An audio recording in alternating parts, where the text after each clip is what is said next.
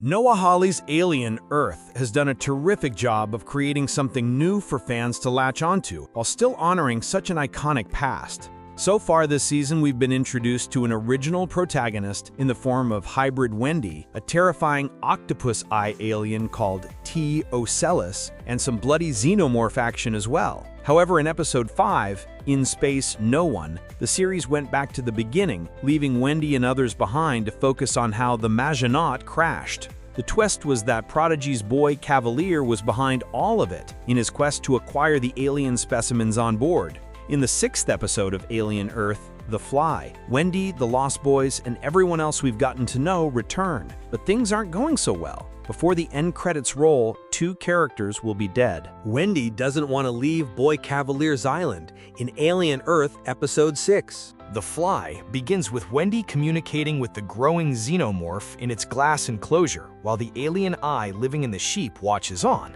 It's not the only one who sees their interactions, as Joe and Kirsch observe it too. There's no reason to be fearful though, because Wendy ripped an adult xenomorph's head off a few episodes back. Joe asks about the maintenance Wendy will need when she leaves Neverland one day, but the android tells Wendy's brother that Boy Kavalier will never let Wendy go. Meanwhile, Nibs, who was having a meltdown and even thought she was somehow pregnant, has been shut down. Boy Kavalier's right-hand man, Adam Ines, orders Dame and Arthur Silvia to wipe Nibs' memory and erase everything that happened after the crash. He wants her personality altered to be calmer, too. But when Arthur refuses, Adam Ines fires him on the spot. Joe later talks to Wendy about how he thinks it was a mistake to bring the aliens here. She's empathetic about them, but Joe doesn't like that. Wendy smiles because she thinks this xenomorph could be good. She wants to say yes to things and explore the possibilities with Boy Kavalier. What could go wrong?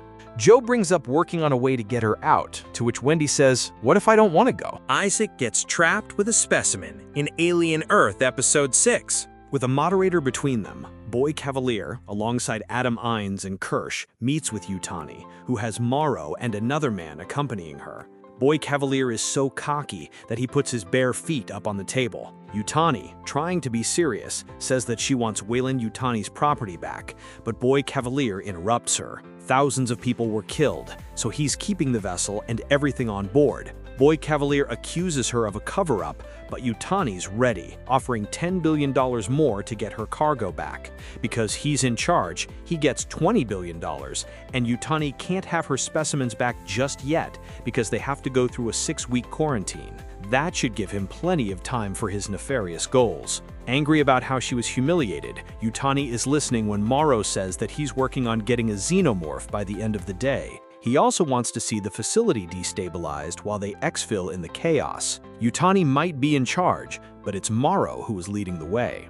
Dame Sylvia brings Nibs back online, having removed the trauma from her memory. When Wendy visits her friend, Nibs is confused by questions from her fellow hybrid. She has no idea what this talk about a crash is either. Fear starts anew for Nibs, who is anxious about why she can't remember anything. She's not the only lost boy struggling, as Morrow is still in Slightly's mind, badgering him about a human to sacrifice to the facehugger. Slightly goes to see Joe, still with a plan of taking him to the lab so the facehugger can attack him. Before he can lure him to the lab, Joe is taken to patrol outside. On the grounds with the remaining Prodigy soldiers, Joe keeps asking questions about getting off the island, but they warn him to stop whatever he's planning. While Joe is contemplating getting out, Wendy's getting more involved as she chitters to the now almost full-grown xenomorph. With Kirsch gone, he tells the newly renamed Isaac to feed and water the specimens before beginning the next experiment on the list. In the lab, the sheep with the eye watches intently and silently as it and the other aliens are fed. However, when Isaac gets to one food hatch, it's not operating properly, so he lets himself inside the main door. His childlike mind has him taking risks he should never take, because now nothing separates him from the flying creatures who have created a nest in the corner. Seeing this, the sheep headbutts the glass, causing Isaac to jump and accidentally shut the door behind him. Now he's trapped, and there's no way out. In a heartbreaking scene, a flying alien swoops down onto Isaac's arm and spits a liquid on his face that eats right through him. With Isaac dead, another flying creature joins it, and they suck up the liquid oozing from his synthetic skin. Slightly finds his facehugger victim in Alien Earth Episode 6. Wendy confronts Dame Sylvia about Nib's wiped memory. She's upset that Nib's never had a choice about what happened to her.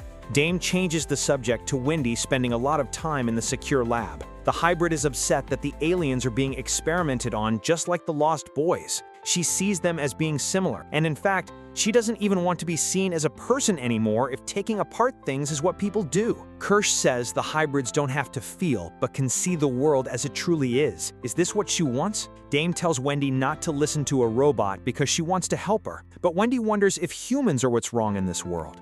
Arthur is clearing out his things when Joe walks in, wanting to inquire about whether Wendy is safe on the island. Knowing that Arthur cares, he wants an honest answer. The former Prodigy employee glances at a camera before insisting that Wendy is safe. However, as he goes to show something to Joe on a computer screen, he uses the time to type "take her and get her out," followed by a code for the boat. Arthur then shuts down the hybrid's trackers and turns off the monitors. After Joe leaves, Arthur sees an alert on screen about Isaac in the secure lab. He's going to wish he never investigated, especially with a nervous Slightly sitting outside the door when he gets there. All the while, Kirsch calmly watches everything that's about to play out remotely from his screen.